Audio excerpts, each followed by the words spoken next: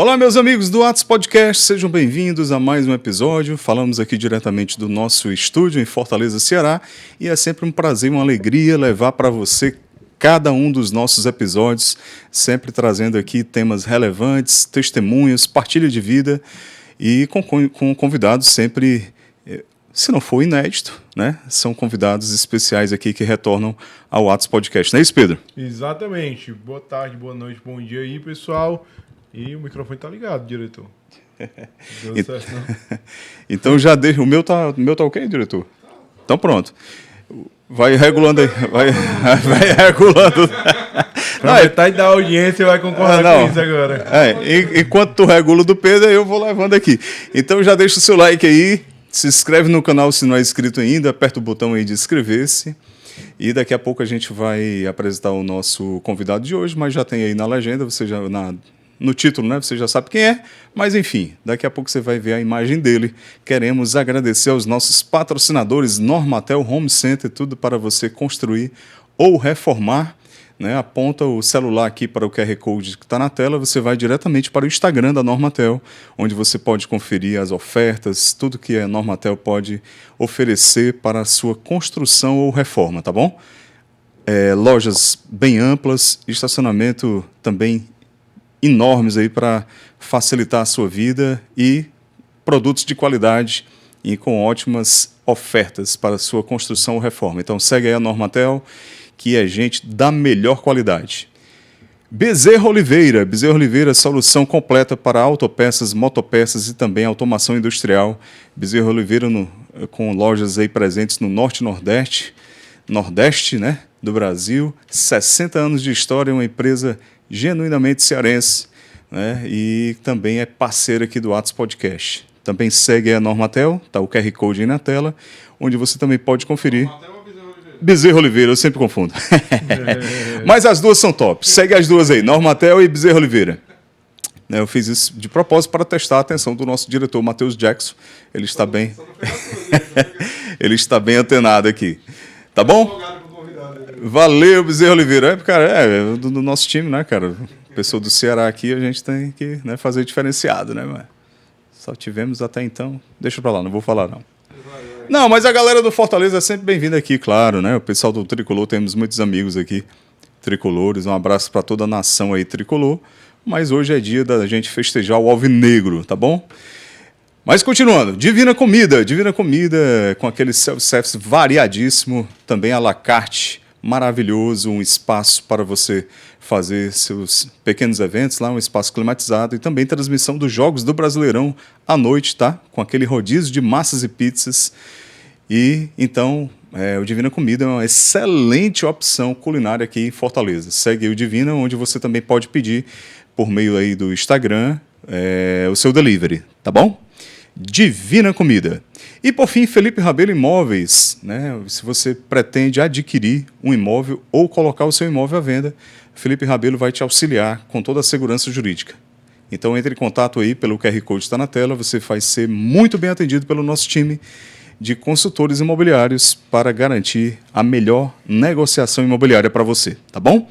Segue aí essa turma, que são todos gente do bem, gente querida, e que se associaram aqui ao nosso apostolado, o Atos Podcast, tá bom? E também você pode ser um parceiro do Atos, rezando e intercedendo pelo nosso apostolado, e também compartilhando. Segue, se inscreve aí no canal, Pedro, porque a galera não se inscreve, Pedro. O que é que a gente faz, cara? Exatamente, grande parte da audiência acaba assistindo aqui os conteúdos e não se inscreve no canal.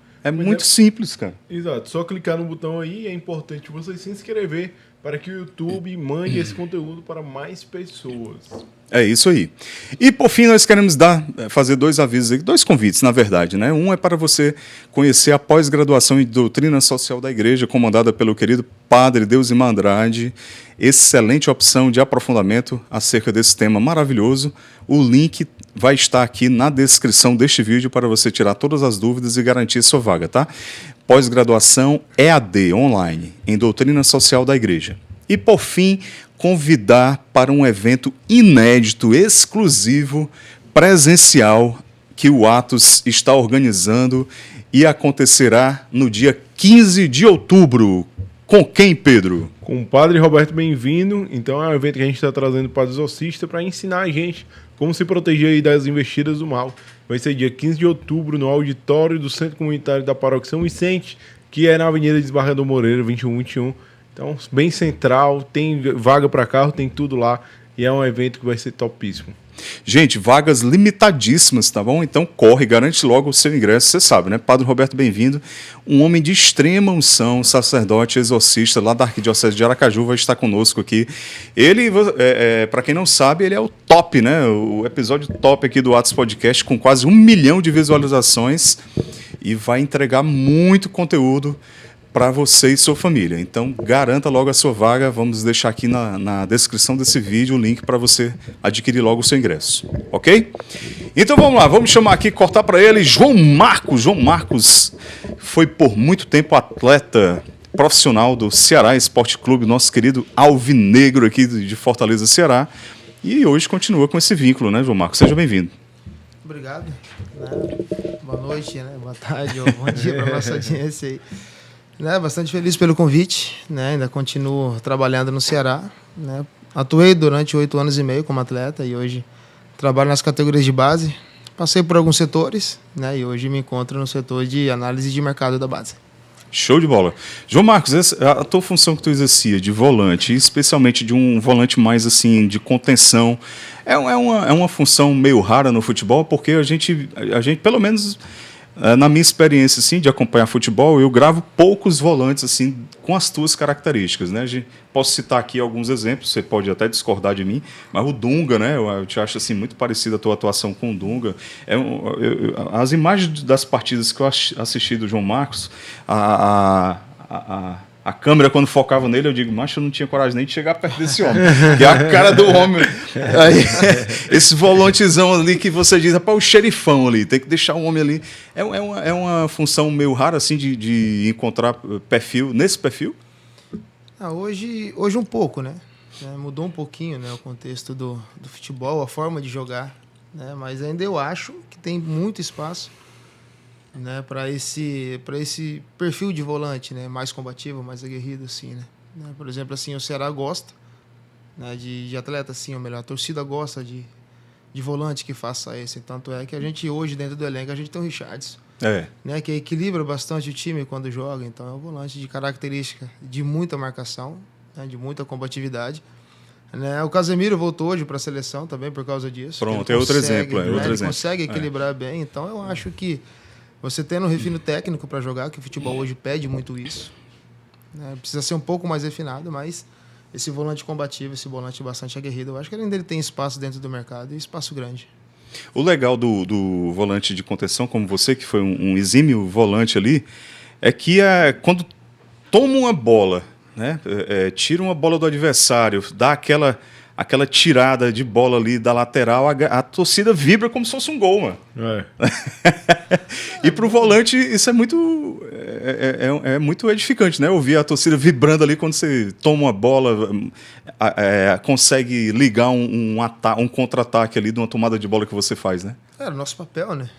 Nosso papel, tanto é que em 2009 foi criado o trio de ferro, né? Até para dar essa sustentação pro time, para dar essa, vamos colocar assim, como uma vida um pouco mais tranquila pro pessoal ali da frente, né? Que era o Geraldo, que era o Mota, o Wellington Amorim. Então a gente conseguia, né, defender bastante. Então nosso papel era esse, né? Graças a Deus a gente conseguia exercer bem.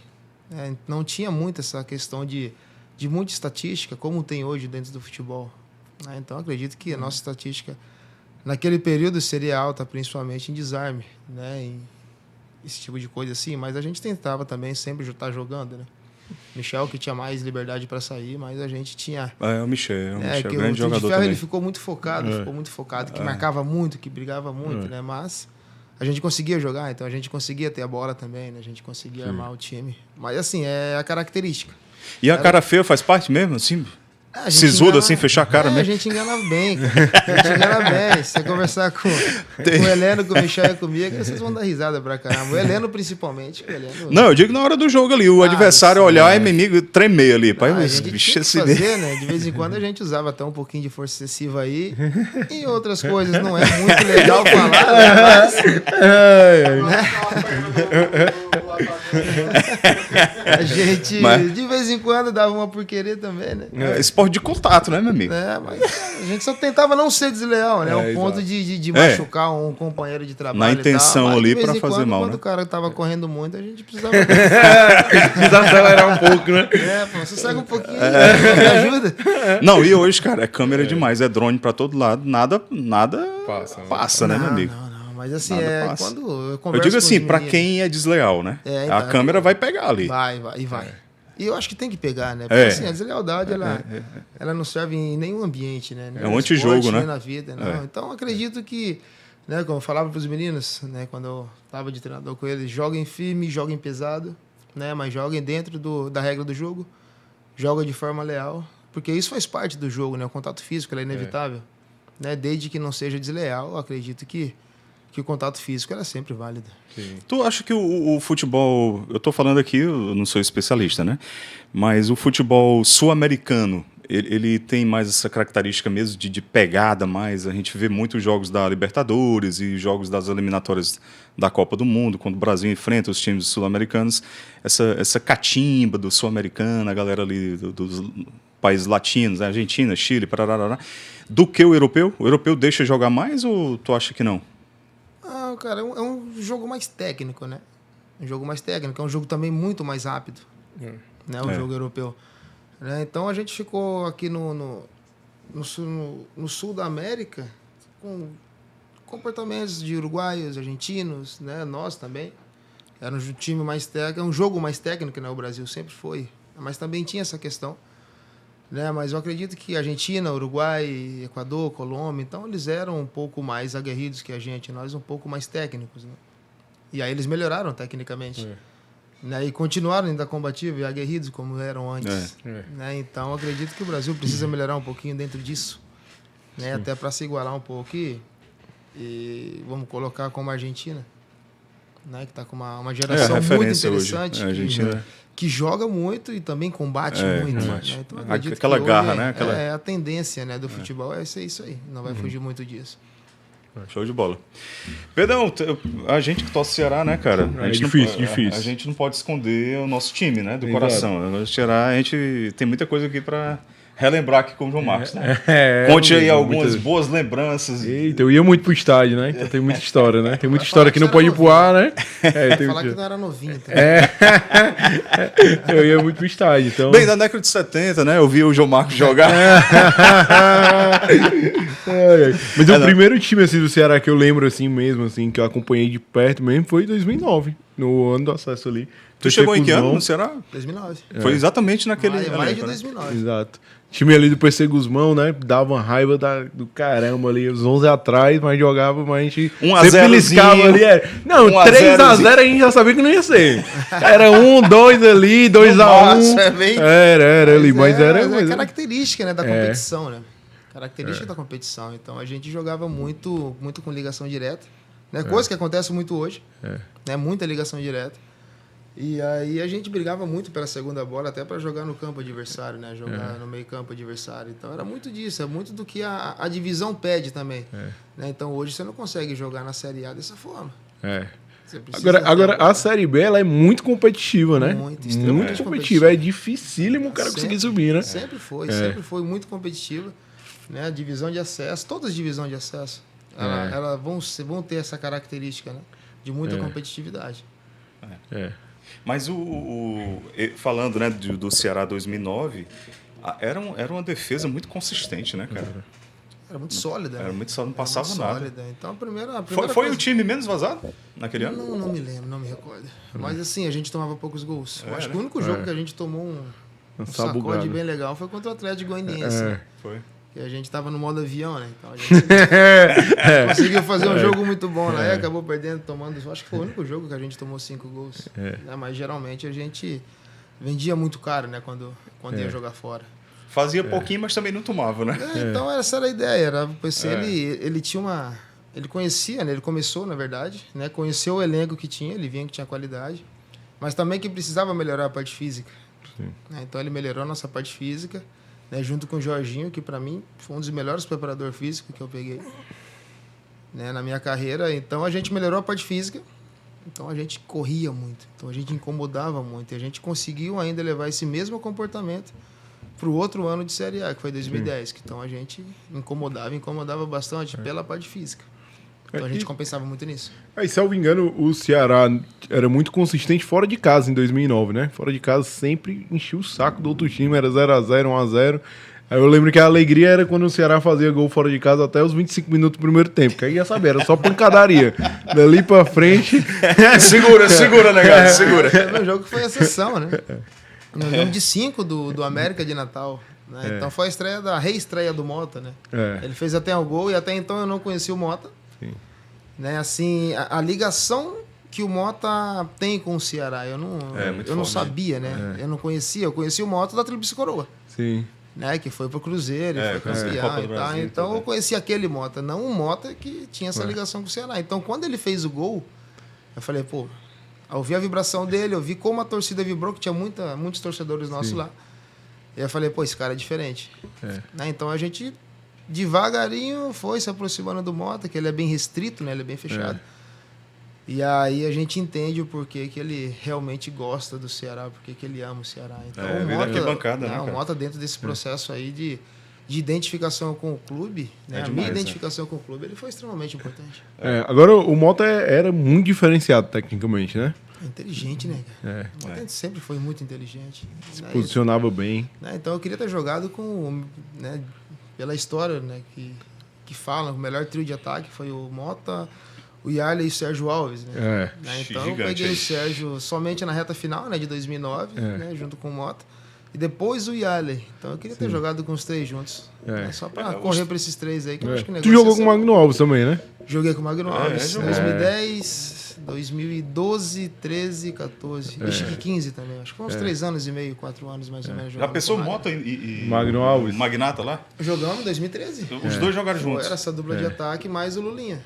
Então era... Só alegria. A gente sofria muito, né, ali atrás, jogava Potiguar, o Gustavo e eu, né, para dar essa contenção, porque depois era Rogerinho de meia, Ricardinho de segundo volante. Sim. E os três da frente, mais o Marcos e o Vicente, que atacavam muito. Então a gente sempre ficava muito no limite, né? Então dentro daquela Série B de 2013, eu fui o jogador que fiz mais falta naquela Série B, por causa desse esquema do Sérgio Soares, que era muito ofensivo. Sim.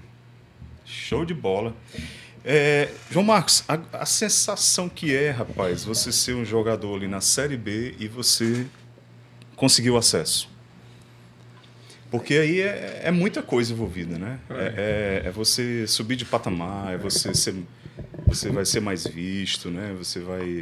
A sua imagem vai ser vista de outra forma, ganho salarial, né? O ganho financeiro, currículo e tudo.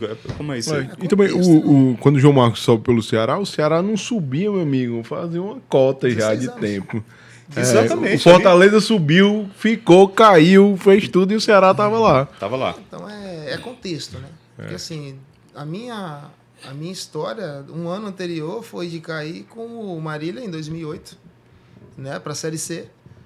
E aí foi o primeiro contato que eu tive para vir para o Ceará, mas eu já tinha assinado um pré-contrato com o Noroeste para jogar o Paulista daquele ano de 2009. Né, e também caí com o Noroeste naquele ano. Caraca. Então foram 2 descensos na sequência. Né? E quando a gente vem para o Ceará, consegue um acesso depois de 16 anos, depois de 2 descensos na sequência, em questão de, sei lá, 1 ano. Né? Então muda, assim. Assim, eu nunca liguei muito para esse tipo de coisa, assim, mas quando você vem para um clube de massa, é diferente. Né? Então você consegue um acesso com o Ceará para o seu currículo, para a sua carreira, ela é muito legal, fica marcante. Né? Então você começa a entender muita coisa dentro do peso de algumas coisas na carreira de um atleta. Né? Que é um acesso, quer marcar história, quer jogar um clássico. Né? Então tudo isso aí é diferente, porque pô, eu vim de Marília, eu vim do interior de São Paulo, eu joguei na Ponte Preta, joguei no Noroeste. Né? Então o único derby que eu joguei foi Marília e Noroeste, que são da região. Né? É um clássico regional ali, né? É, o clássico regional. Eu não consegui jogar o derby de Ponte Preta e Guarani, né? Porque eu joguei na Ponte. Os dois nasceram, né, agora? Os dois nasceram. Né? Teve até agora... Voltou na segunda fase aí. A Ponte Preta ganhou fora do Guarani. Né? Então, enfim, mas assim, você vê que é diferente. Então, o primeiro jogo que eu fui assistir foi uma final de 2009. Né? Que Fortaleza foi campeão ainda. Né? Então, pô, eu vi um amigo meu chorando. Porque perdeu o título. Né? Então, quando a gente conseguiu acesso, ele me ligou. Né? A gente estava comemorando no hotel lá, em Campinas. E aí eu falei para ele, falei, cara, tu lembra daquele choro que tu teve? Quando o Ceará perdeu o título pro Fortaleza? Pronto, aí ele começou a chorar mais ainda e não conseguiu mais conversar comigo. Mas então, isso fica marcado, né? Então, esse amigo meu, o André, esse choro dele quando perdeu aquele título fez com que eu olhasse algumas coisas de forma diferente, sim. Mas. E o Clássico Rei, ele é realmente diferenciado. É outro tipo de jogo. Cara, é o jogo, né, mano? Aqui, assim, no campeonato estadual a gente tem esse jogo. Porque assim, tem o campeonato estadual, tem o campeonato brasileiro e tem o Clássico Rei. Que é um campeonato totalmente à parte. Né? Então é legal, é gostoso jogar. Tu sabe quantos jogou? Não me recordo muito. Foram assim, muitos, né? Número exato, assim, eu não me recordo. Mas eu acredito que eu mais ganhei do que perdi. Acredito, né? Mas enfim. Mas é legal, cara. É gostoso jogar Clássico Rei. Né? Desde assim, você começa a ver os meninos jogando no futsal com 9, 10 anos. Já pega fogo. Né, o bicho já começa a pegar. É engraçado, né, Macho? Desde que... Você bota as mesmas pessoas, os mesmos jogadores. Só porque é Ceará e Fortaleza, menino. Mas é diferente. Mas assim, tá acontecendo algumas coisas, né, dentro da iniciação esportiva que ela é preocupante. Sim. Então teve um caso até na minha cidade, lá em Marília, né, de o clube não poder ter torcida porque ofenderam uma criança de 12 anos, porque ela estava um pouquinho mais acima do peso. Né? Então tá acontecendo algumas coisas meio difíceis. Né? Então a gente fica preocupado com a iniciação esportiva nossa por causa disso, porque assim, ao meu modo de ver, e eu respeito, né, todas as opiniões, a gente estava se preocupando muito, né, em vencer jogo, né, mas a formação humana, a formação do atleta, ela tá ficando um pouco de lado.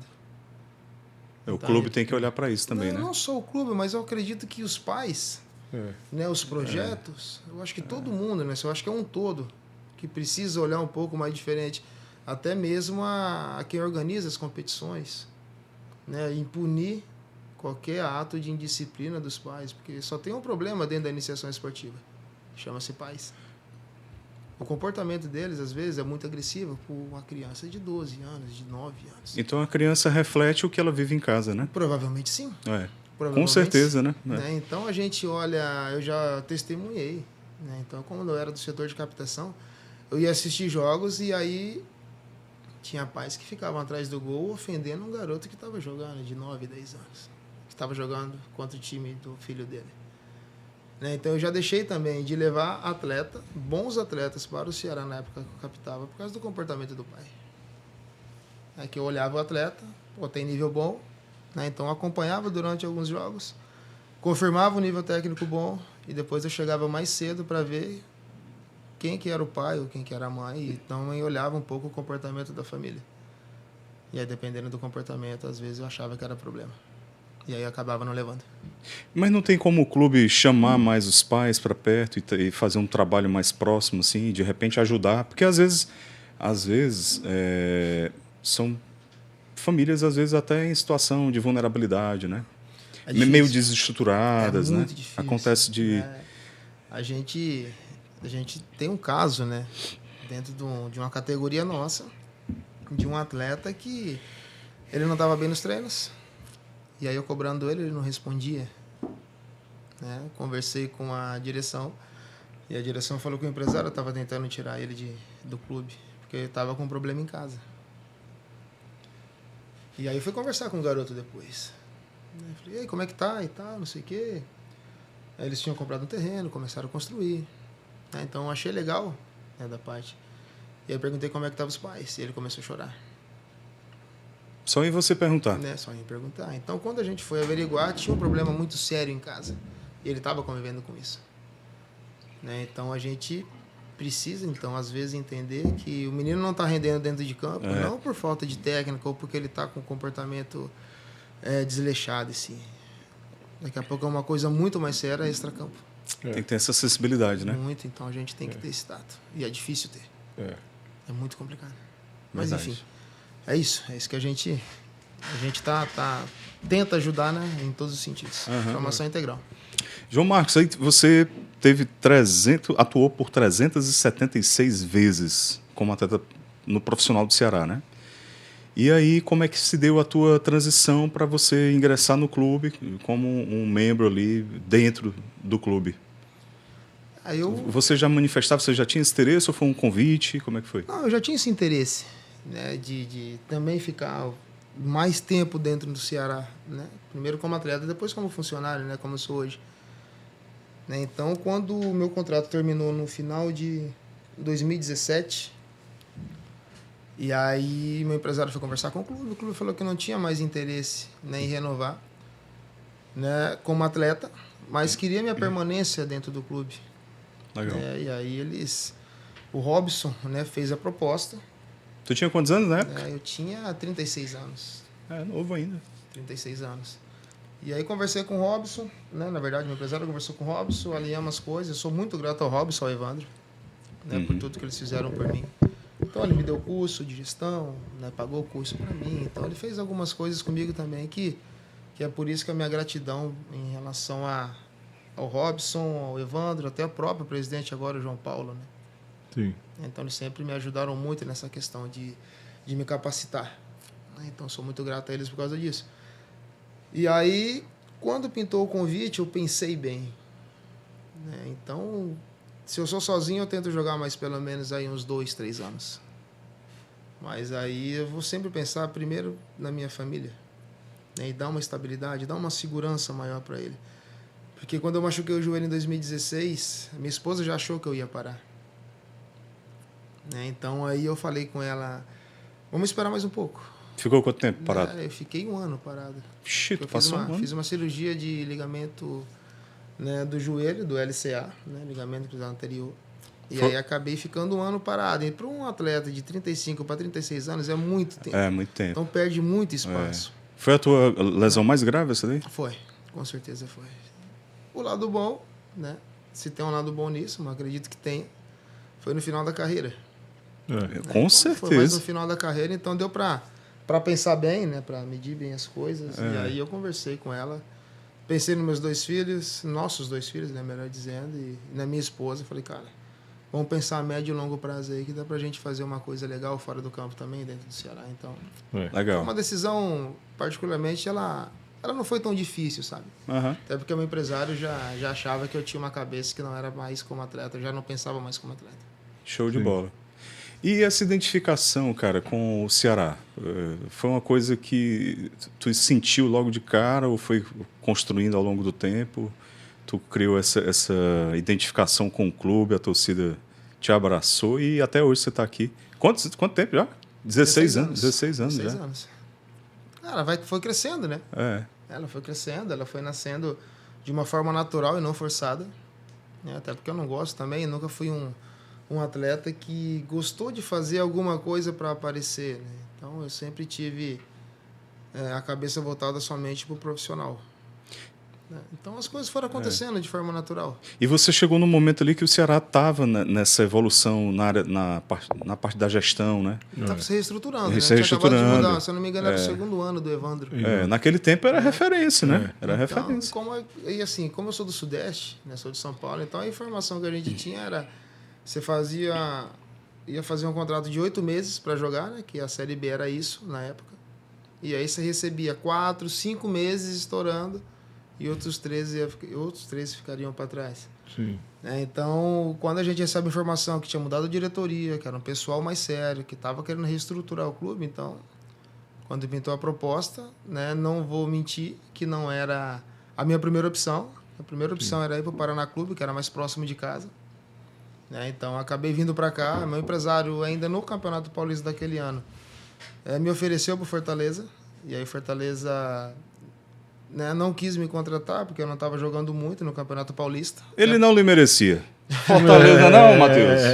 Fortaleza não merecia João Marcos. Então, Não, a gente brinca assim, mas eu tenho um respeito grande, né? Não, a gente também. A gente também, Matheus. E aí, então eles acabaram não querendo, né? Porque eu tinha machucado, né, na pré-temporada e acabei também não jogando muito no Campeonato Paulista. Então eu vim para cá pelo brasileiro, no brasileiro para o Ceará, devido ao brasileiro anterior que eu tinha feito em 2008. Né? Então a identificação ela foi crescendo. Como eu disse, o Mota teve uma parte muito importante dentro disso, porque eu vi o comportamento dele também e não era nada forçado. O Mota não precisou forçar absolutamente nada. Né? E que eu brinco, né? Pô, não foi esses marqueteiros que ficam fazendo média com torcida, né, para ganhar moral. Ele não. É dele. Ele, o Yarley, Sérgio Alves. Então os caras foram criando ou tendo esse respeito da torcida de forma natural. Então isso para mim que é o mais legal. E a identificação com a cidade também, né, cara? Sim, 16 anos, né? São 16 anos aqui na capital. Você é mais cearense do que paulista agora? Então, quando eu chego lá e de vez em quando eu falo macho lá, e o pessoal diz, você já sabe, né? Não, mas o teu sotaque ainda é forte. Não, muito, então eu falo porta, porta, pizza com borda. Essas coisas ainda continuam, né? Mas de vez em quando, como eu cheguei aqui, né? Então no início eu ouvia muito, e aí eu achava legal. E aí eu comecei, né, brincar com isso e acabei pegando algumas vezes. Então, às vezes solta alguma coisa dessa aí, mas eu tenho o nosso filho cearense, né, o mais novo. Sim. O Gabriel nasceu aqui em 2015. Sim. Então ele é cearense. Então, nossa. Agora, como foi a relação assim, de chegar e ver estado cheio? Porque por um jogador de futebol é muito diferente, né? Quando ele não vai para os grandes centros, assim, né? Acaba que o Ceará e o Fortaleza tem uma torcida muito pesada ali, né? Que vai pro estádio, que faz barulho, que faz Ceará festa, maior, né? que cobra, que cobra, né? E tudo, né? Então, como foi pra ti essa? Ou tu já sabia, já tinha noção e tal? Ou foi uma novidade? Não, novidade não foi, né? Porque a gente jogava contra, né? A gente vinha pra cá jogar. Então a gente já viu o PV lotado, o Castelão lotado. Mas a favor foi totalmente diferente, né? Então quando a gente tinha estádio cheio em Marília, ia jogar contra o São Paulo, por exemplo, contra o Corinthians, o pessoal que é do meu bairro não torcia pra nós, torcia pro Corinthians. Lá, quero saber do João Marcos, pô. O cara ainda me xingou, pô. Um amigo meu, né? O apelido dele Nidão, daí tu tira. É mesmo. Aí me xingou pra caramba, porque a gente tava jogando contra o Corinthians, aí nós empatamos o jogo, lá no Pacaembu empatamos 1-1. Né? Então ele me xingou pra caramba. Mas assim, então a gente sempre dividia, né? Mas quando veio pra cá, não. Né? Quando veio pra cá, estádio cheio, jogar contra o Flamengo, contra o Corinthians, a maioria do estádio era nossa. Então isso que é legal. Isso mostra a grandeza, né? Dos clubes daqui. Então eu acredito que aquele mosaico lá que a torcida do Ceará fez contra o Flamengo, ela foi extremamente importante. Acho que foi legal pra caramba. Flamengo freguês, né? O Flamengo freguês demais do Ceará, o Flamengo, viu? Meu amigo, vamos puxa sapuada do Arrascaeta, gol de bicicleta. Não, meu amigo. Puxa o histórico aí, puxa o histórico. Mas em compensação, lá no Maracanã, Leandro Carvalho fez um golaço de fora da área. Meu amigo. O Vinícius também, de falta lá. Você é doido, aquele Leandro Carvalho eu xinguei muito quando ele inventou de chutar aquela bola, viu? Que era pra fazer tudo, menos chutar aquela bola. Tinha um cara do lado livre, o maluco arma pra chutar a bola. Eu, mas tu vai errar isso aí, mano. Foi gol, mano. Deu certo. Única vez que deu certo na vida. Cachaça. Figura, viu? Nossa. Figura. Deixa quieto, né, meu irmão? As figuras polêmicas no futebol. João Marcos, mas é um meio que te dá assim, muitas oportunidades, né? O futebol, né? Você ser um atleta profissional te dá muitas oportunidades, mas muitos desafios, naturalmente, como qualquer meio. Mas para ti, assim, na tua carreira, qual foi assim, um momento de maior vibração? Foi do acesso lá? Ou foi, por exemplo, outro que você tem aí, que você traz em mente aí? Cara, o acesso, títulos, isso é muito legal, né? É legal pra caramba. Então, como atleta, você sempre sonha com isso. Né? De jogar com o estádio lotado, de conquistar algumas coisas. Então, mas o meu maior sonho era me tornar atleta profissional. Então, eu assinei meu primeiro contrato em branco. Eu não sabia quanto tempo eu ia ter de contrato, nem o salário que eu ia receber. Lá em Marília, onde você nasceu, né? Lá em Marília. Tu Então, o desde salário mínimo era R$300. Desde pequenininho tu já jogava e já queria ser jogador? Desde pequeno. Né? Então sempre não teve plano B. Né? O plano B era reforçar o A. E como era a situação da tua família? Vocês vêm de uma família humilde? Como era? Era humilde, né? Minha família é sempre humilde. Mas assim, sempre se ajudou muito. Né? Então, graças a Deus, nunca tivemos dificuldade com alimentação, esse tipo de coisa assim, sabe? No que a gente se vestir. Sim. Então, a gente sempre teve uma condição boa, né? Não era uma condição assim que era precária ou também que sobrava muita coisa. A gente teve uma condição legal, né? Então, dentro da nossa família, éramos em 5 crianças, né? 3 se formaram. A minha irmã em letras, minha irmã em educação física, minha prima em direito. Uma ficou um pouquinho, né, na dela, mas continua trabalhando. Eu me tornei atleta. Então Tu é o único diferente, tu, né? A gente teve uma formação assim legal, né? Graças a Deus, Deus nos privou de muita coisa, né? O entorno nosso era complicado. Era, né? Então a gente viveu perto dos caras que fumavam maconha, né? Que cheirava cola de sapateiro na época. Tinha um cara que trabalhava na madeireira, né? Então ele dava uns saquinhos de cola para os moleques ficarem cheirando. E tu atribui a quê essa blindagem que vocês tiveram na tua família? Deus. Teus pais eram católicos já ali? Sim. Sempre? A minha mãe, ela tem uma história de vida muito, muito guerreira, assim, sabe? Minha mãe tem uma história de vida sensacional. Minha mãe foi criada em orfanato. Né? Então ela casou com meu pai, ela foi para Marília, ela é de Tupã. Tupã é lá também, Tupã no é São Paulo? próximo de Marília.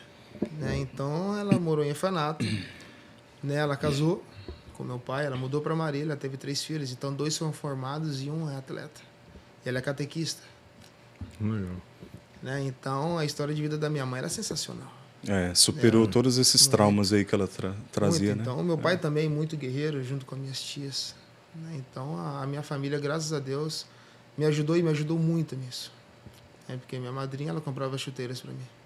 Sim. Né? A minha mãe, ela trabalhava na farmácia e quando a gente jogava no sábado à tarde, ela não voltava para casa, ela ia assistir jogo. Né? O meu pai, no início, assim, não ligava muito, não acompanhava muito, né? Que não ligava. E aí, depois, quando eu fui profissional, aí sim. Mas torcida de mãe é diferente, né? Torcida de mãe é... Porque mãe é mãe, né? O amor de mãe é diferente. É diferente. Né? Eu não sei que ponto que chega a ser verdade, né? Isso. Mas o amor de mãe é o que mais pode se aproximar do amor de Deus. O amor ágape. Né? Então, a gente fica feliz de ter uma história de vida legal. Né? Meus pais, a minha família, ela que me ajudou, ela que me sustentou, porque quando eu fui parar de jogar futebol, eu tinha 18 anos. Eu ia parar de jogar futebol. Que eu falei para ela. Mas por qual motivo? Porque chegando 18, 19, 20 anos, eu não colocava um centavo dentro de casa. Começa a se incomodar, né? Então você começa a ficar dependente dos outros, né? E aí me incomodou, então eu falei com eles. Falei, cara, acho que tá na hora de parar, mãe. E aí foi quando a minha família falou assim, esperamos até agora. Vamos esperar mais um pouco. Então, nesse esperar mais um pouco, eu comecei a completar treinos do profissional. Porque eu era da cidade, eu e mais 2 amigos. Então, a gente fazia uma vaquinha para ir para uma cidade próxima, porque o profissional estava fazendo pré-temporada lá, então tinha um garoto que já dirigia, então o pai emprestava o carro, mas nós que tínhamos que pôr gasolina para ir completar o treino. Né? Então, nesse completar o treino de quarta e sexta-feira, o treinador começou a gostar de mim. Não, deixa o garoto com nós. E quando deixa o garoto com nós, eu falei, é a oportunidade que eu estava querendo. Então eu me matava nos treinos. Se eu treinava 10 minutos, treinava me matando. Se eu treinava o treino todo, treinava me matando. Então, era a oportunidade que eu estava esperando. E graças a Deus eu consegui agarrar. Né? Então, depois dali, consegui dar sequência no profissional do Marília, mesmo ainda tendo o último ano de categoria de base. Foi quando apareceu esse contrato que tu falou, que assinou em branco lá. Foi. Então, isso foi no início de 2001, né? Eu tinha 19 anos.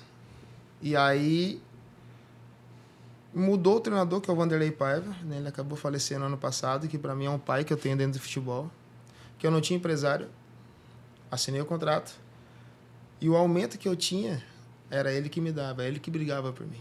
Que ele me colocou para jogar no segundo semestre. Então, nós subimos da terceira para a segunda divisão no primeiro semestre, na Copa Paulista que teve Segundo semestre, ele colocou eu e o meu amigo para jogar, que éramos da categoria de base. Tu diz, é a copinha, é? É tipo essa Copa Fares Lopes que tem Sim. aqui no segundo Ah, semestre. tá. Uhum. Né? Então, lá foi o primeiro ano que teve, a Copa Paulista.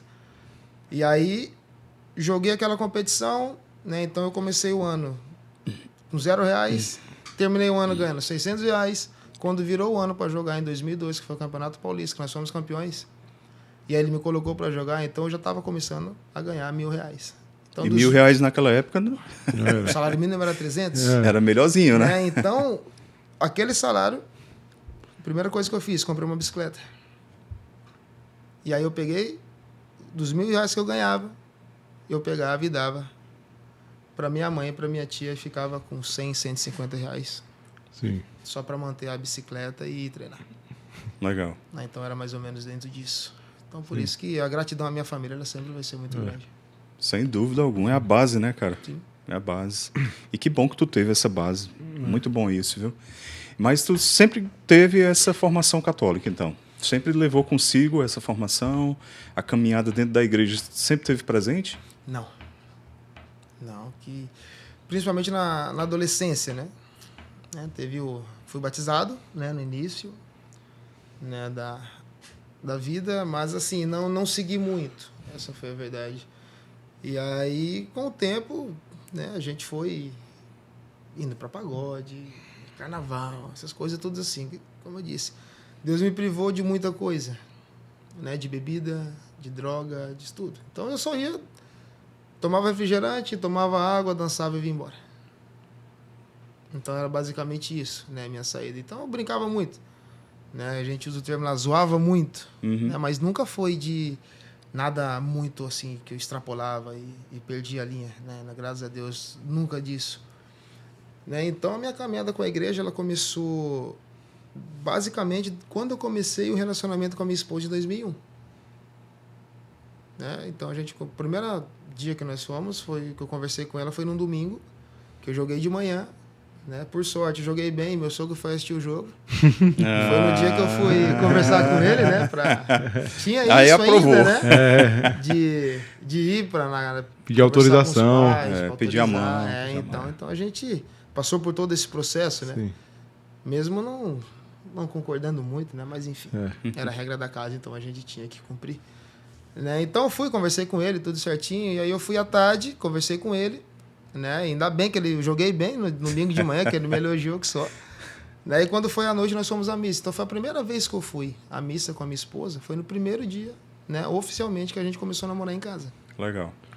Né? Mas dentro disso eu fiquei muito no meio protestante, né? Porque as concentrações, né? Então o pessoal tinha fazia muito reunião, os colegas eram mais então, protestantes. Tinha, né, mais protestantes.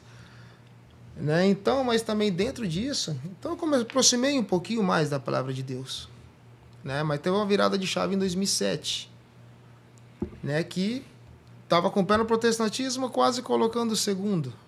Mas enquanto isso, tua namorada Na católica. Namorada católica, eu católico, né? Mas quase já saindo da igreja católica. Tá. Né? Basicamente isso. Mas ela ia contigo, a tua namorada, na época? Não, porque era na concentração. A gente ia junto para a missa. Tá. Na verdade, ela entendi. que me levava, ela que me levou à missa. Certo. Né? E aí, nisso aí que eu estava quase colocando o segundo pé no protestantismo, eu falei, não, peraí, deixa eu primeiramente ver o que realmente a igreja ensina, não o que as outras pessoas estão falando. Né? Então eu comecei a ver. Foi uma decisão tua? Foi uma decisão minha. Né? Acredito que até guiada pelo Espírito Santo. Né? Eu não tinha discernimento de absolutamente nada disso. Essa é a verdade. Né? Então, antes de sair, eu falei assim, não, deixa eu conhecer. E quando eu conheci, eu me apaixonei. Mas como foi que tu conheceu? Canção De que Nova. forma? Pela Canção Nova. Tu começou a assistir a Canção Nova? Comecei a assistir a Canção Nova. Então, eu vi o Padre Jonas, Léo, Padre Léo, Dunga. Roberto Lettieri, Padre José Augusto. Né? Então, o Padre José Augusto, ainda em 2009, eu tive um sonho bem... Né, de um pastor me chamando para sair da igreja. Né? E aí eu acordei. Minha esposa dormindo, liguei o computador, não tinha Canção Nova ainda na TV, né? Na TV não Isso, tinha. aí liguei, entrei no site da Canção Nova e liguei. E estava passando a missa. E aí o Padre José Augusto estava celebrando. E antes do Pai Nosso ele parou e falou assim, eu não me recordo muito bem das palavras, mas foi mais ou menos isso, né? Que o futebol, ele é um meio que dá muito dinheiro, né? Então, basicamente, ele falando dentro disso aí para permanecer, né, dentro da igreja. Então, depois que ele falou isso, ele continuou. Rezou o Pai Nosso e continuou celebrando a missa normal. Tu já pegou o final da fala dele, né? Não, peguei o início. Ah, Porque início. quando eu liguei, ele começou a falar. Ah, tá. Né? Assim, o futebol dá muito dinheiro. Né? Assim, porque é difícil você entrar em muitos detalhes, né, do que eu vi em relação a futebol e ao meio protestante. Né? Eu não quero entrar em polêmica, eu não quero Sim. entrar em nada disso, porque assim, eu tenho muitas pessoas que eu conheço, né, que são de boa índole, de bom coração. Então não vamos entrar nessa parte, né? Eu não quero entrar nessa parte, né, doutrinal. Uhum. Mas então eu ouvi muita coisa. Né? Então, muito dentro disso. Então, depois disso, eu tomei a decisão de não mais frequentar, né, esses cultos que tinham na concentração, até convite, né, que eu recebia. Então, eu comecei realmente a entender o que a igreja ensinava. Né? A forma que olhava Maria, não da forma que os protestantes falavam. A forma que olhava os santos, não da forma que os protestantes falavam. Então, tudo isso aí eu comecei a ver de uma forma diferente, de uma ótica diferente. Entendi. Entendeu? Mais ou menos dentro disso. Então, a minha permanência dentro da Igreja Católica foi mais por causa disso, né? Tentando conhecer cada dia mais a doutrina da Igreja. Eu vi na tua bio lá no Instagram a frase que é o lema lá do apostolado do padre Paulo Ricardo, né? Cristo nil preponere. E tu segue ele, conheceu ele ou foi uma coincidência aí? Não, conheço. Conheço bastante, me alimentei muito, né, dos cursos dele, né, que ele tem no canal do YouTube. Foi nessa época também que tu conheceu? Não, ou foi depois. Depois? Depois a gente começa a aprofundar um pouquinho mais, né? Começa a aprofundar um pouquinho mais. Então, dentro dele, ainda conheci agora o Padre Overlan, Sim. que é sensacional. O Padre Overlan é sensacional. Né? Então, a gente começou... Quando veio para cá, que eu falei para um amigo meu também, que me ajudou muito, né, o Helder lá de Marília, que ele é professor, né? Então, ele tem um embasamento bíblico muito grande, né? Patrística, todas essas coisas. Então, ele sabe muito disso. Então, ele me ajudou muito, né, também nessa permanência.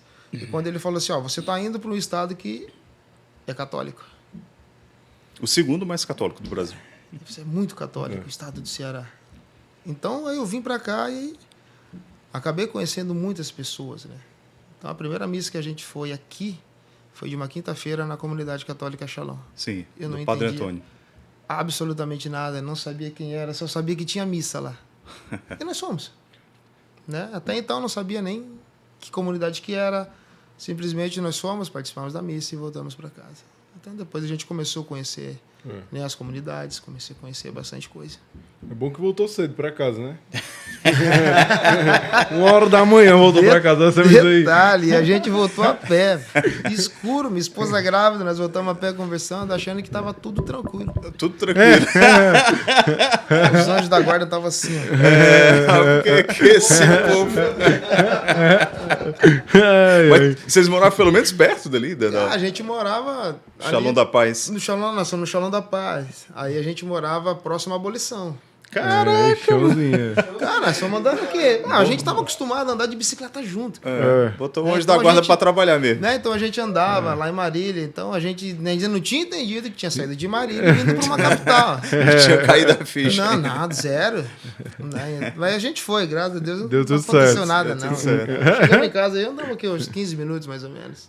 Aí hoje vocês são engajados, fazem parte de alguma comunidade, alguma obra? Não, a gente foi da obra da Comunidade Católica Shalom, que era do certo. PMN, né, ali no Sim, Cocó. Projeto Mundo Novo. Isso, então a gente foi, era do grupo de casal ali, né? Então depois da pandemia a gente acabou se afastando um pouco.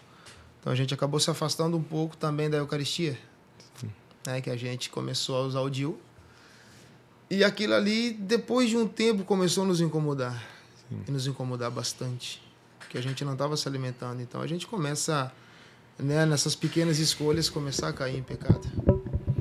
Né? Não que a gente deixou de cair, né? Mas com a Eucaristia hoje a gente fica muito mais forte. Então a gente consegue, né, sustentar um pouco mais. Então... E como é que foi esse retorno, assim, depois desse período sem a Eucaristia? Como é? Foi muito difícil. Foi muito complicado. Né? Porque mesmo a gente... a igreja permite, né, comungar de uma forma espiritual, mas não é a mesma coisa de uma forma sacramental. Então, por mais que você peça a Deus, né, para você estar sendo liberto disso, para você estar sendo... ter a coragem, né, de buscar uma confissão, né, eu tirar o DIU, esse tipo de coisa assim, ficava difícil. Era difícil, porque a gente ficava ainda tentando com as nossas forças. Né? Então, nós somos limitados, nós somos inconstantes. Sim. Né? Então, a gente não vai conseguir fazer isso. Né? Então, quando a gente tomou a decisão, aí tem uma missionária na comunidade católica Shalom, que eu conheci ela, né, ela fazendo uma oração, né, na missa, a oração da comunidade, e aí eu olhei assim, e me chamou a atenção pela altura. Né? E ela fez uma oração também muito legal, muito bonita. Alta ou baixa? Muito alta. Era muito alta. Né? E aí, perguntei quem era. Era uma ex-atleta de vôlei. A Amable. Esteve aqui com a gente. Uma ex-atleta de vôlei que tinha parado de jogar, tinha jogado na seleção, né, juvenil, tinha jogado na Superliga, jogado fora do país e parou de jogar para se tornar missionária. Isso me chamou a atenção. Então, nesse processo de retorno à Eucaristia, a Amable, ela tem o testemunho de vida dela, do livro dela, tem um papel muito importante. Aí eu brinco com ela, não gosta que eu falo isso. Que hoje, nós, graças a Deus, Deus coloca pessoas boas, né, para criar vínculo com a gente. Então, a Amable é uma pessoa, né, que hoje a gente, graças a Deus, tem um vínculo bem legal com ela, né, tem uma amizade bem legal. E aí, ela não gosta que eu falo que eu sou fã dela, né? ela não curte muito isso, não. Mas, enfim, Amable, se estiver assistindo, você sabe que eu sou seu fã, fica brava não. Né? Então... É doido, mano, ficar bravo com um mulherão daquele tamanho. Amável, aqui, ó, coração aqui. Então, a Amable, o testemunho de vida dela é muito legal, a coragem, né, dela.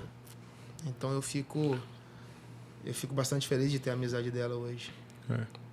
João, e os desafios de ser católico no meio como é o futebol, né? Que tem todos os tipos de personalidade dentro do futebol, né? Tem aquele que é mais perdido, tem aquele que é mais protestante, acho que tem tudo dentro do futebol, né? Como que é no meio católico, ser um católico nesse meio, né? Que também é um meio que tem muita vaidade, que tem muita, vamos dizer assim, muita coisa que poderia ser melhor, né? Sim. Então, assim, a gente vê muita coisa, né? É muito complicado, sabe? A gente olhar alguns comportamentos. Né? Então, a gente não julga pela aparência, e sim pela reta justiça, e sabe que aquilo ali é errado. Né? Mas é livre-arbítrio, então ele está tomando a decisão dele, né, de fazer aquilo. Não sei o porquê, não julgo o porquê. A gente só olha, não acha que é legal, mas, ao mesmo tempo, a gente só conversa alguma coisa quando a gente tem um pouco de abertura, senão a gente reza por aquela pessoa. Né? Então, no dia que eu tive a oportunidade de conversar com um atleta que ele tinha acabado de... Eu perguntei para ele uma vez, falei, cara, como que é depois você chega em casa? Como que funciona? Pô, tua esposa tá em casa, tua filha acabou de nascer, como que funciona? Aí ele parou, ficou pensando assim, depois eu perguntei, pô, João, tem hora que não dá nem vontade de beijar minha esposa e minha filha, pelas coisas que eu faço. Se sente indigno. Eu não sei, é culpa, né? Se sente um pouco culpado. Né? Então, eu falei pra ele, cara, o que você tá perdendo, cara? Tua filha acabou de nascer, cara. Pô, tua esposa é bonita, cara.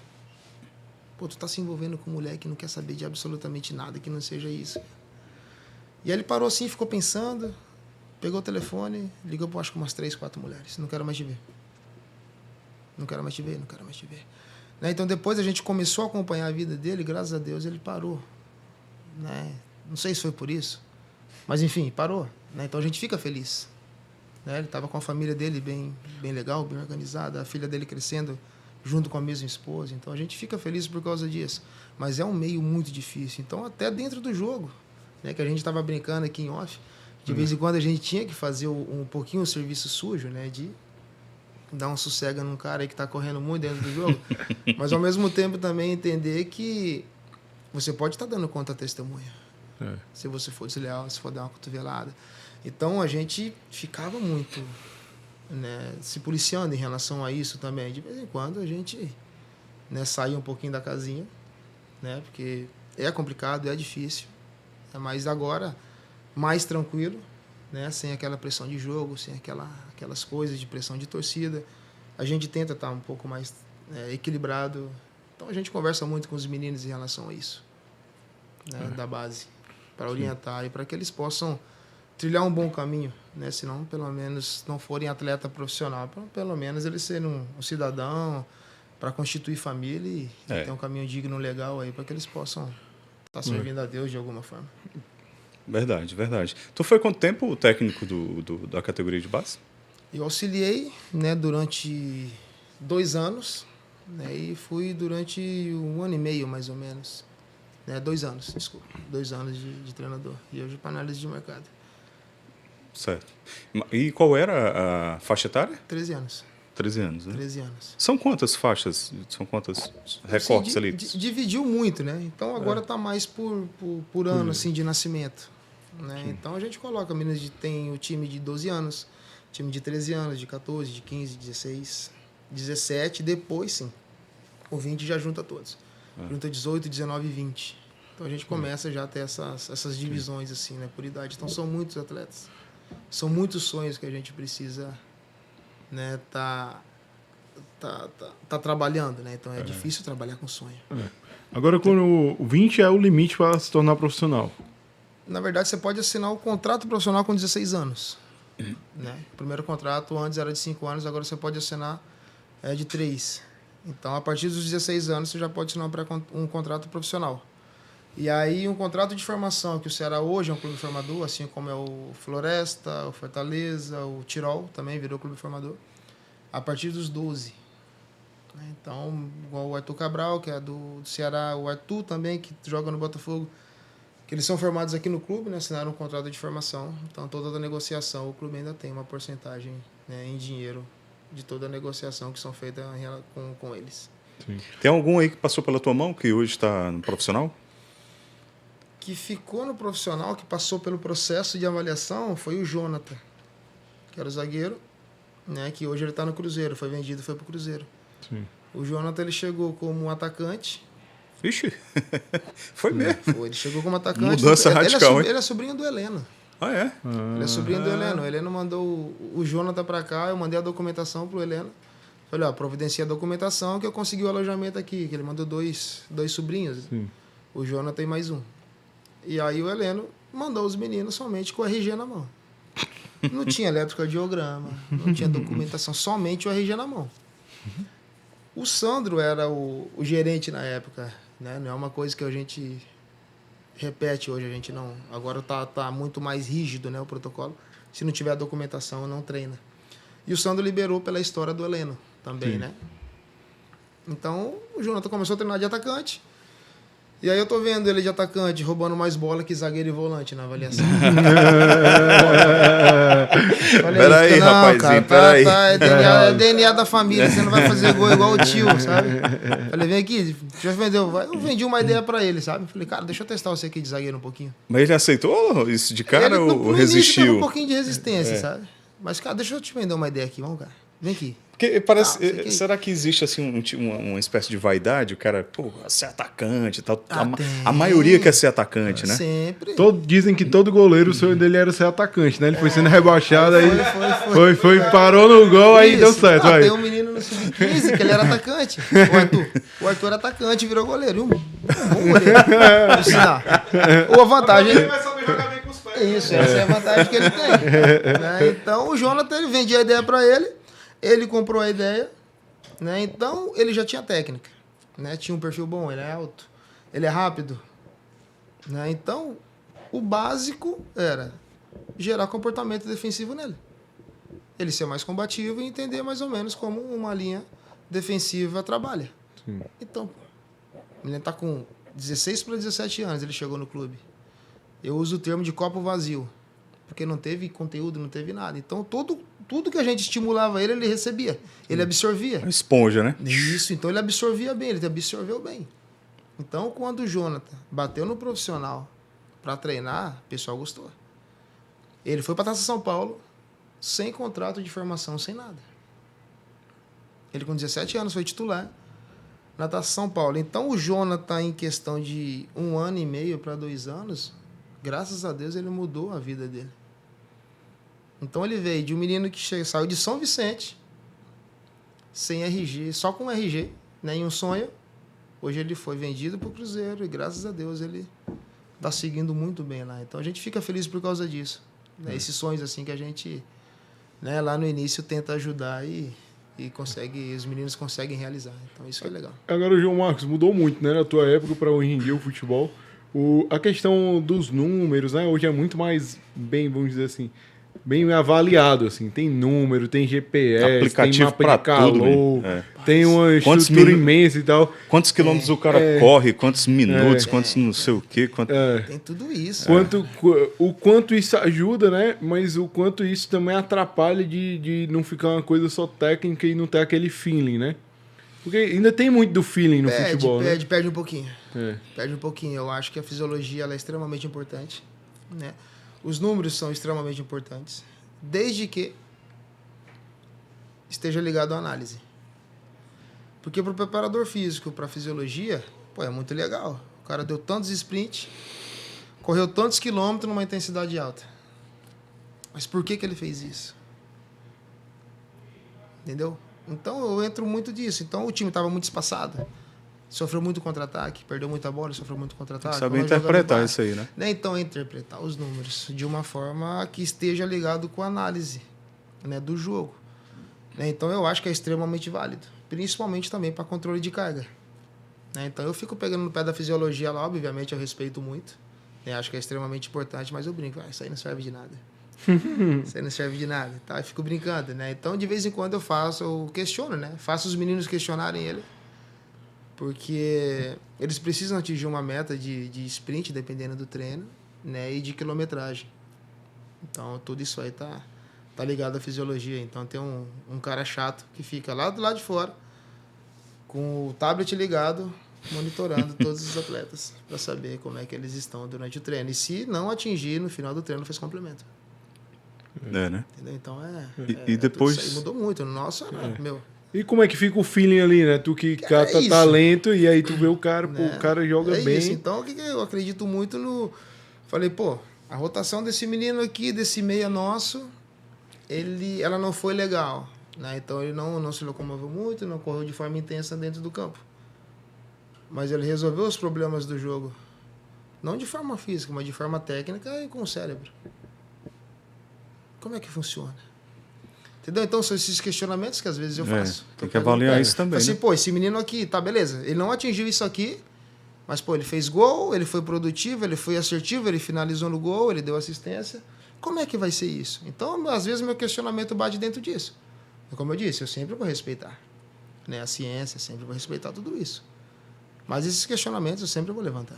Mas eu acho que tu também consegue trazer uma outra visão de quem esteve dentro do campo, né? Tem muito essa diferença. Porque do fisiologista que tá lá vendo o número e do cara que foi jogador, ele fala, não, tudo bem, ele não fez isso aí, mas se olhar o jogo, ele foi decisivo. Sim, não, mas eu acredito que começa, né? Não tem como. A fisiologia, a parte física, ela tem que migrar para a parte técnica. É inevitável. Mas dá pra levar as duas em consideração, não? Fazer uma análise... Ela tem que estar ligada. Mais integral, né? Ela tem que estar ligada. Até, por exemplo, assim, um fisiologista que vai fazer a transição de um atleta que sai do campo, do departamento médico para o campo, ele precisa fazer, às vezes, trabalho específico para aquela posição. Sim. Entendeu? Então, ele vai ter que fazer. Ele vai ter que migrar para a parte técnica. Sim. É inevitável. Não tem como fugir disso. Entendi. E o legal é isso. Né? Que os caras vão melhorando também. Então, eles chegam estudiosos, então eles sabem que tem que mudar. Né? Então, eles precisam se adaptar a isso também. Como o pessoal da antiga, né, que é do meu caso, precisa também se adaptar à fisiologia. Sim. Mas esse feeling, essas coisas assim, eles precisam ter um pouquinho mais. Por exemplo, assim, vou te dar um exemplo. Os meninos chegaram, eles jogaram se eu não me engano, numa quinta, né? Jogaram na quarta, aí chegaram na quinta muito tarde, por causa da logística do voo. Sim. né? E eles tinham um jogo no sábado pela manhã. Então eles treinaram na sexta de manhã, ao invés de ser na sexta à tarde. Então eles chegaram na quinta, 11 horas da noite, né? E treinaram na sexta de manhã, para jogar no sábado de manhã. E aí eu perguntei assim para eles, assim, cara, por que eles não treinaram à tarde? Não, fisiologicamente, para eles é melhor treinar de manhã, porque eles vão ter um tempo a mais. Falei, tá, beleza, cara. Mas e a cabeça do atleta? Tem que entender o lado do atleta. Porque assim, chegaram cansados e treinaram de manhã. Falei assim, pô, se eles descansam a noite toda, descansam de manhã e faz um treino leve à tarde, eles conseguem jogar no sábado pela manhã de forma muito tranquila, que vocês vão controlar a carga do treino. Então, às vezes, eu acho que falta só isso. Esse pouquinho de feeling. Né? Mas, como eu disse, fisiologicamente era melhor. Mas eu acho que cabia né, Entendi. essa mudança. E a tua função agora, como é que é o nome mesmo? Análise de mercado. Uhum. Procurar né? talento. Mercado, né? É que agora a gente precisa agora, muda, né? Porque a gente tem os captadores, né? Que eles vão em projeto. São os olheiros? Isso, que eles vão... Aqui mudou o nome agora. Mudou o nome. Captação, observador técnico. O Olheiro. Olheiro. olheiro. É isso. É que só não mudaram a nomenclatura, mas a função é a mesma. Né? E análise de mercado... Aquele senhorzinho que fica ali, Isso, um caderninho que ninguém ali. vai lá, um caderninho, bonezinho ali quietinho. Né? Então, e aí a análise de mercado, ela é mais voltada mesmo para banco de dados, né? Monitorar atleta, né? Alguma carência que a gente tenha, né? Dentro de alguma categoria, e a gente já tem um nome ali para tentar trazer. Então, essas coisas assim, por exemplo, assim, a gente tem o Giulio, que fez um jogo muito bom, né? Contra o Bahia, que a gente tinha uma carência de extrema, então ele foi buscado em outro clube, e acredito muito que ele migra o ano que vem para o profissional, né? Pelo que ele está demonstrando, assim. Né? Então, a análise de mercado também é para isso. Como tem no profissional, né? Agora também foi criada na base. Então, a gente fica alimentando sempre os bancos de dados, né? Assiste muitos jogos para que a gente possa ter um leque, né? De opções. Então, a gente tenta daqui a pouco, para uma categoria sub-14, sei lá, um centroavante. Né? Então, essa primeira opção, o melhor que está ranqueada, a gente não consegue trazer. Então, a gente tem mais pelo menos aí 2 ou 3 opções que a gente possa estar trazendo mais ou menos do mesmo nível. Para o clube, é muito vantajoso investir nas categorias de base, né? Sempre é. Sempre é vantajoso. Até porque, assim, no momento que você tem um CT, você precisa fazer com que aquilo ali funcione. E se pague, né? Lógico, até para, assim, os meninos subirem bem e performarem, né? Então, a gente tem o clube tem a performance e depois vai ter uma parte financeira, caso a gente venda, que é o caso do Jonathan. Isso. O caso do Arthur Cabral, né? Que são atletas que...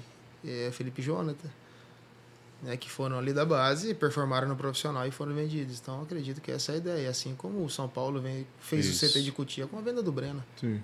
Né? Então, gastaram 18 milhões e venderam o Breno por 20. Né? O Palmeiras... Esquece, não dá nem para comentar. Dispensa o comentário. O Palmeiras é uma coisa absurda. É incrível. Absurda. E o que hoje um menino precisa para ser realmente bom de bola, assim? Quais características, né? Óbvio que depende da posição, né? Mas a gente fazer um geralzão, né? Depende da idade. É. Né? Então, as nossas avaliações, as nossas análises, elas vão muito também da idade. Né? Então, na iniciação esportiva é muito mais em relação com a bola. Né? Da forma que ele se relaciona com a bola, né? Dribla bem, passa bem, esse tipo de coisa assim, sabe? E principalmente também tem coragem. Coragem para executar. Se o menino ele não é... Se ele é desprendido do erro, ele já tem uma vantagem muito grande em relação aos outros. E é comum ver um que você bate o olho, rapaz, esse bicho aí é bom. Mas o cara não quer. Não, mas o cara não quer. Aí você, rapaz, macho. Tem uma vez que eu convenci a mãe do Davi, né, que é o filho do Mótalo, que ele é talentoso, né, o Davi, que ela não gosta que chame de Motinha, né? Até porque fica muito ligada a imagem do pai, também pro menino é ruim, sabe? Então eu conversei com ele, eu fui na casa deles conversar.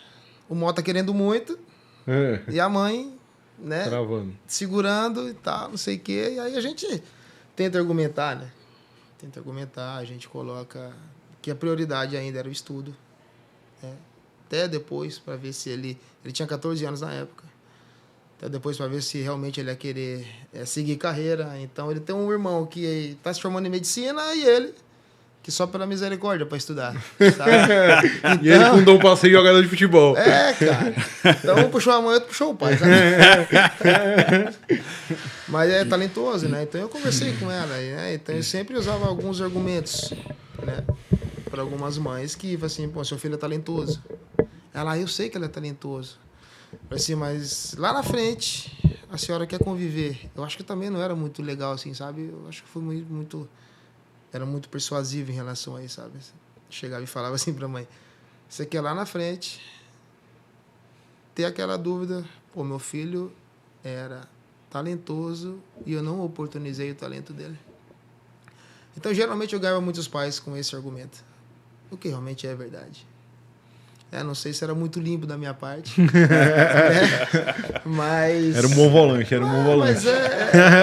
Mas é uma verdade, né? Então, tem muitos relatos lá atrás de meninos que tinham um talento muito grande e não foram oportunizados. Né? Ao mesmo tempo que tem meninos que têm talentos grandes... E não tem oportunidade. E não tem oportunidade. Ou os pais pressionam muito e o moleque desiste de jogar. Porque o pai sonhou lá atrás em ser... vê uma certa qualidade no garoto e deposita todo aquele sonho em cima do menino, pressionando muito, e daqui a pouco o menino não quer saber mais de jogar. Então, às vezes, acontece isso também. E é difícil. É muito complicado. É isso aí, tem de tudo, né? João Marcos, você sempre foi volante? Desde o início lá? Eu era meia. Você queria dizer, eu era atacante. Todo mundo gosta de fazer gol, né? Essa é verdade. Essa é verdade, todo mundo gosta de fazer gol. Aí tu era meia? Eu era meia. E aí, no... primeiro ano de júnior, o Valtinho lá de Marília, né, ele era treinador no Japão, ele voltou para Marília e aí ele me colocou de volante e ele me estimulou a marcar. Então por isso que eu acredito muito em estímulo, por causa disso. Ele falou assim, pô, você é volante, mas você não marca ninguém, você não chega porrada em ninguém, não faz nada, cara. Então você precisa começar. Então ele colocava ali num bobinho, no meio de 4, 5 caras, e ele falava assim, ó, vai marcar e não vai apelar.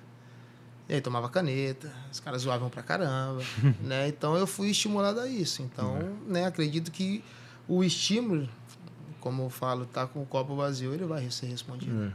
Ele vai ser respondido. Então eu fui estimulado a isso. Mas eu era meia. E qual foi, assim, pra ti o jogador mais difícil de marcar? Teve muitos. Eu tenho, né, muitos acham, né, que foi esses caras que a gente jogou de nível muito bom, né? Neymar, esses caras assim, que realmente foi difícil, foi muito difícil. Mas eu joguei contra um cara que era do Figueirense, Luiz Fernando, extremamente inteligente. Então hoje o que a gente pede para os meninos é acelerar a bola em um toque, 2 toques, e ter bastante mobilidade, jogar entre uma linha entre zagueiros e volantes. O cara fazia isso lá em 2009, cara, 2008. Então o cara é bom pra caramba. Não teve tanto sucesso, financeiramente falando. Mas é um cara muito bom, tecnicamente muito bom. Recebi e já passava, com um toque. Um toque só. Toque na bola. Então era difícil. Então os caras, quando prendem muita bola, é mais fácil de marcar. Facilita, você né? vai para o embate. Então, daqui a pouco você faz uma marcação, faz uma dobra de marcação. E quando você tem um cara extremamente inteligente assim, você não consegue fazer isso. É complicado. E qual foi o que tu entrou em campo e falou, caraca, vou jogar contra esse maluco aqui? Ronaldinho Gaúcho. Jogou contra o Ronaldinho? Também sabia. O Flamengo. Não dá, né, cara? Não, o Atlético não. Ronaldinho Gaúcho. Atlético e Flamengo? Não, ele tava no Flamengo. Flamengo, O outro foi o Roberto Carlos. Roberto Carlos jogou também? Carlos, Deco, esses caras aí. Petkovic. Eita. Esses caras de nível bom pra caramba e a gente jogou contra, né? Eu queria ter jogado contra o Ronaldo Fenômeno ou contra o Adriano, né? Na verdade, contra os dois. Acabei não jogando. Mas aí, bicho, tu faz tua cara feia pro Ronaldinho Gaúcho, meu amigo. Não tem pra ninguém, não. Doido, Mas... Tentei pegar a camisa dele, no jogo lá em Engenhão 2011, mas o Geraldo já tinha pedido a camisa. Geraldão. Porque eles foram, né? Capitães, os dois, e aí o Geraldo conseguiu a camisa dele. Até parecidos, né? Os dois tal, ali, o cabelo e tal. O Geraldo, flamenguista doente, né? Aí, não deu. Doente, aí ficou com a camisa, eu fiquei bravo, né? Sentar uma porrada no Ronaldinho. Mas é muito diferenciado dentro do campo ver o cara jogar ou não? Cara, ele já estava numa rotação diferente, né? Se a gente pega ele na época do PSG ou do Barcelona. claro. Outro atleta, né? Não dá, aí é outro nível, né? cara? Outro nível, total. Outro nível. Eu queria ter jogado também contra o Alex. Cabeça. Aí esse cara, eu sou fã. Eu sou fã dele. Não, incrível, Alex. Eu sou fã dele. Enfim. É isso. Mas tu pegou o Neymar no auge, né? No início, Novinho, né? No início. Ele Rápido. tava ali com 17, muito rápido. Repertório de drible muito grande. Né? Então, ainda teve... Pra ajudar, né? Aquele episódio em 2010, que de lá pra cá eu não tive mais paz, né? Qual foi? Relembra aí. Pô, dá briga, cara. Dá briga. Né? Então, toda vvez que eu chego sim. eu chego no estádio, o pessoal vai Neymar. E aí saiu o Neymar, cara. Alisson Oliveira. Tá certo, foi. Bem feito.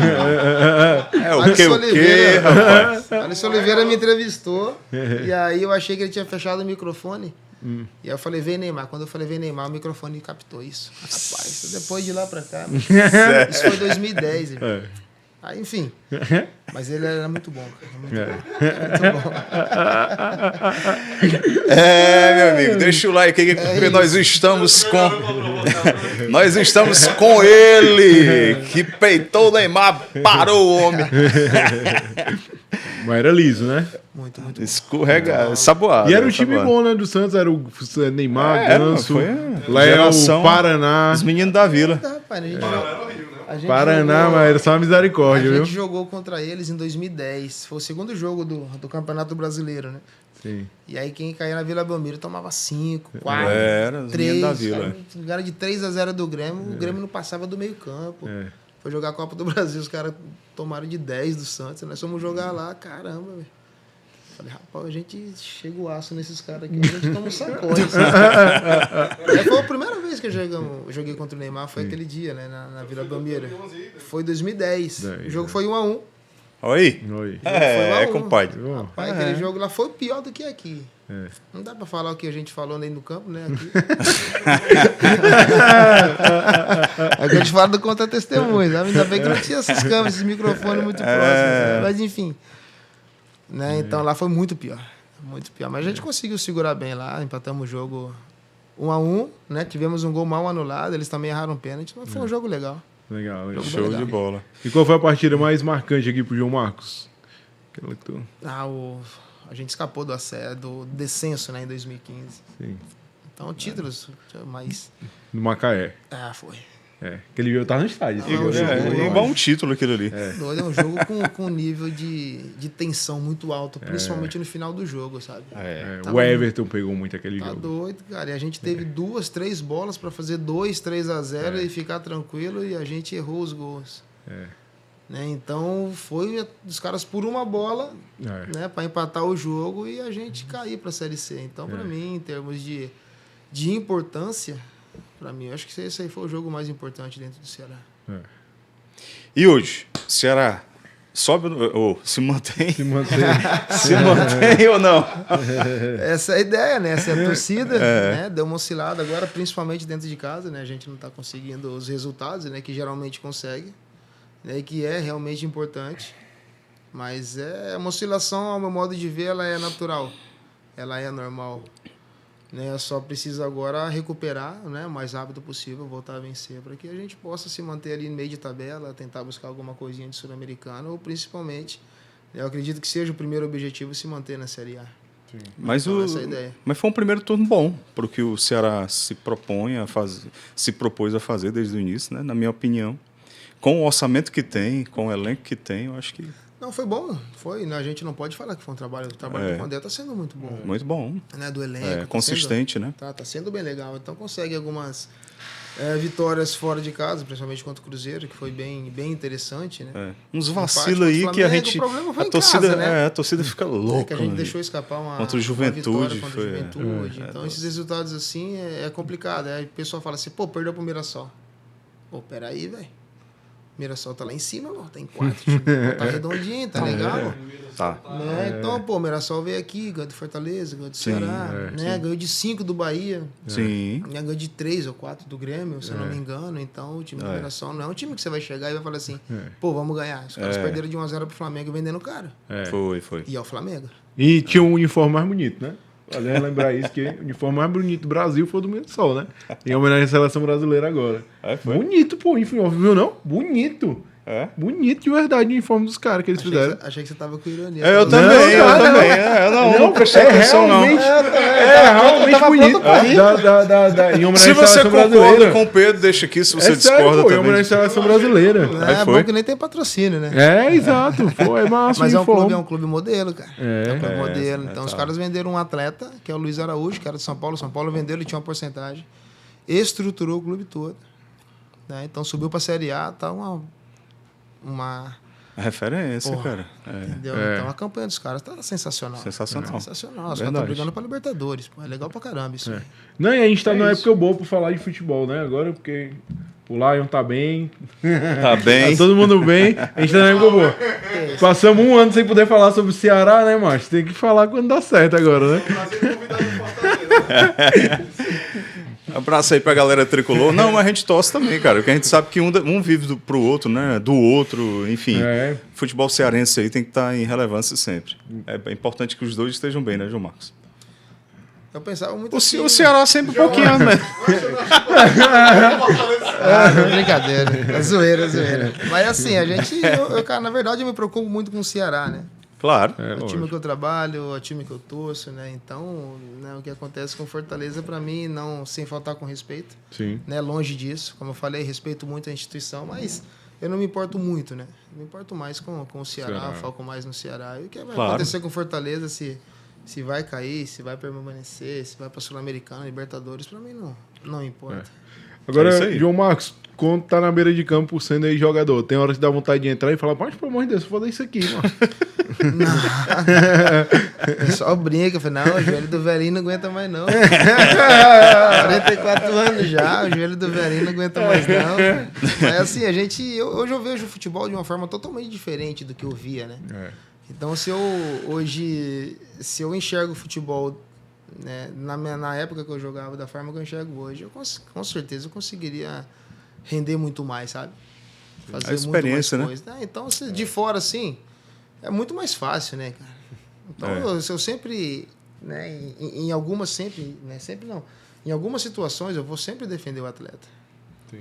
Porque, é muita pressão, é muito... E você vem de lá, né, cara? Você sabe como é, né? Então, que de fora é muito mais tranquilo. É. Né? Então, quem está de fora, então vai olhar muitas coisas de fora, né? Mas quando você está lá dentro, então você precisa perceber muito rápido as coisas, né? Para interpretar e aí tomar decisão. Então, é difícil, cara. Então, é tudo muito rápido. Né? Então, para quem está dentro de campo, então eu entendo esse lado.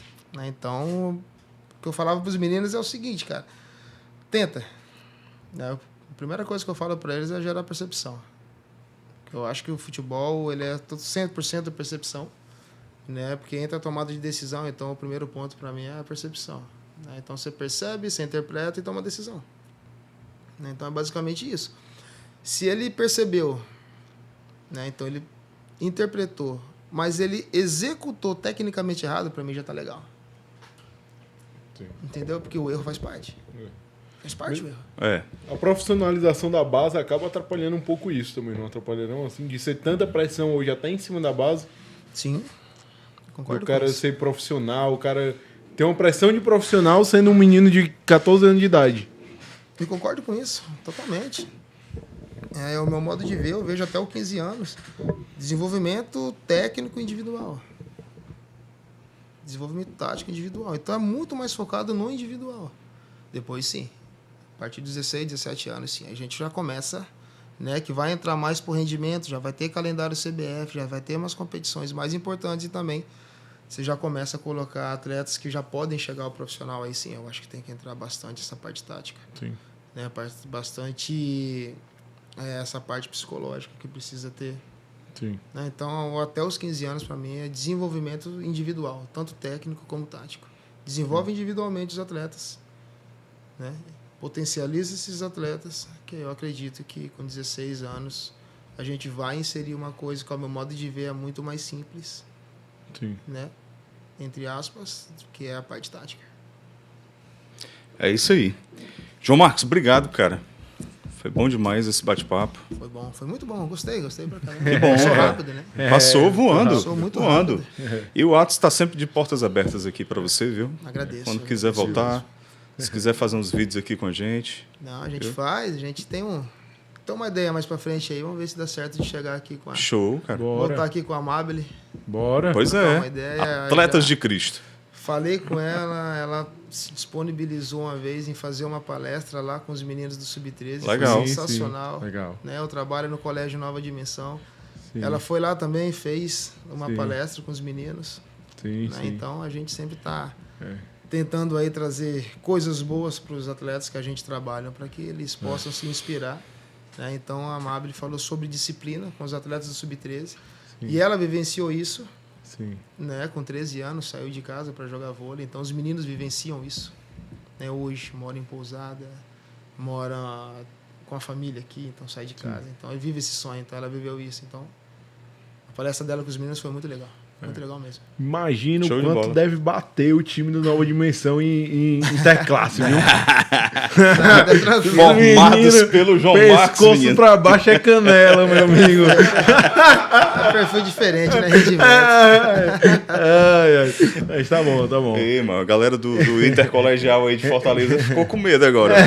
Pessoal legal, pessoal perfil dos outros, diferente. pessoal dos outros colégios aí fica sossegado aí. Não tem nada disso, não. João Marcos, pra terminar, tu pode te chamar só o Neymar pra vir aqui? Rapaz. Deixa quieto isso aí. Deixa pra lá, né? Valeu, meu amigo. Obrigado, viu? Agradeço Obrigado mais uma vez o mesmo. convite. Que Deus possa abençoe. estar abençoando o projeto de vocês, a Amém. família de vocês cada dia mais. Então, estou sempre à disposição, né? Demoramos um pouquinho, ficou muito desencontro, Não, mas é isso mesmo. Faz parte. Gostei bastante de estar participando, que Deus possa abençoá-los cada dia mais. Top. Amém. Valeu, João Abençoar Marcos. também sua família, seus projetos aí, sua carreira profissional sempre. Amém. Amém. Trazendo bons resultados para o nosso vozão de Vozão. Porangabuçu. É, o time do povo, o maior do Nordeste. né, diretor? Gente, deixa o seu like aí, viu? Deixa nos comentários aqui o que você achou desse episódio de bate-papo com o João Marcos. Se você é vozão aí, deixa o, né? Sinaliza aí a sua torcida pelo nosso time do coração. Não é isso, Pedro? Exatamente. Valeu, pessoal. Até a próxima.